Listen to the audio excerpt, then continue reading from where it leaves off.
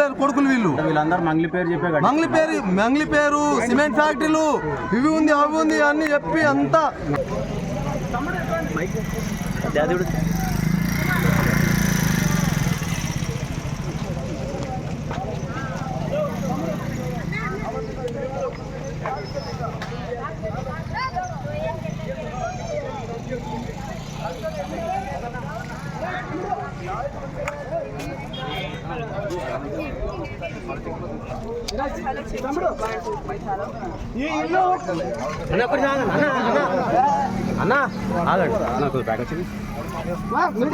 చెప్పుకుంటా పోతుంటా అన్నా రానా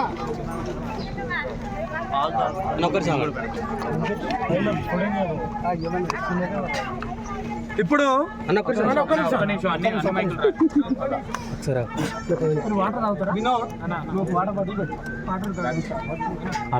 మీకు ప్రతిదీ ఇక్కడి నుంచి పిన్ టు పిన్ చూపించడానికి తీసుకొచ్చిన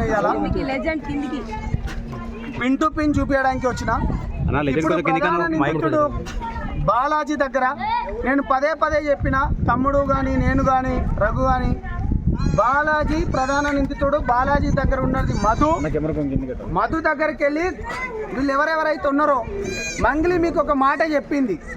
ఏమని చెప్పింది? నా ఫ్యాన్ దగ్గర నేను ఇంటికి పోయినా అన్నది. ఇప్పుడు మీరు మీడియా వాళ్ళందరూ అసలు మిర్యాలగూడ ఎక్కడ, మాల్ ఎక్కడ, ఇది సింగిల్ రోడ్ మీరంతా చూస్తున్నారు. మీకు ఇట్లా వివరించుకుంటూ పోవడానికి అని చెప్పేసి బాధితుల దగ్గరికి వచ్చిన. ఒకసారి బాలాజీ ఇంటిని ఈ విధంగానే డబ్బులు ఎవరైతే ఇచ్చినప్పుడు ఒక అతను చనిపోయినప్పుడు తన ఇంటిని ఏ విధంగా కాల్చి పగలగొట్టారో మీ మీడియా వాళ్ళు మొత్తం చూసుకోండి. మనం ఇక్కడ నుంచి ప్రతిదీ మీకు వివరించుకుంటూ పోతాం. ఒకసారి చూడండి, లోపల చూడండి.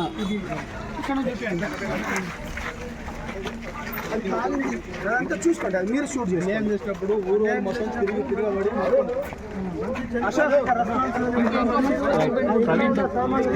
ప్రవీణ్ బాధితులు మొత్తము ఇల్లును తగలబెట్టిరు ఇక్కడ. అసలు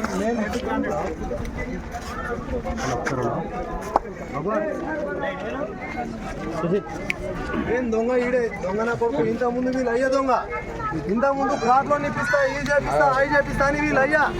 దాని తర్వాత ఈ నా కొడుకు అంతా సర్వనాశనం చేసిరు నా కొడుకులు. ప్లీజ్ దయచేసి మాకు జర మేము చచ్చిపోయే పరిస్థితి ఉంది మేడం. సార్ 30 లక్షలు ఇచ్చిన నేను, 30 లక్షలు లాస్ట్ ఇయర్ ఏప్రిల్లో ఇచ్చిండు 3 లక్షలు. మళ్ళీ ఏప్రిల్ వచ్చింది, సంవత్సరం అయింది, రూపాయి బిల్లు లేదు. నాకు 2 కొడుకులు. నా ఈ ఏజ్ లో నేను 2 ఎకరాల భూమి అమ్మి మరి ఇచ్చిన, రూపాయి బిల్లు ఇస్తలేరు కొడుకులు వీళ్ళు. వీళ్ళందరూ మంగ్లీ పేరు సిమెంట్ ఫ్యాక్టరీలు ఇవి ఉంది అవి ఉంది అన్ని చెప్పి అంతా నాశనం చేసి. మంగ్లీ పేరు అని ఏం చెప్పలే మేడం. మాకు మేము సిమెంట్ ఫ్యాక్టరీలు కట్టిస్తున్నాం, మీకు డౌట్ లేదు. మంత్లీ మీకు పైసలు వస్తూనే ఉంటాయి.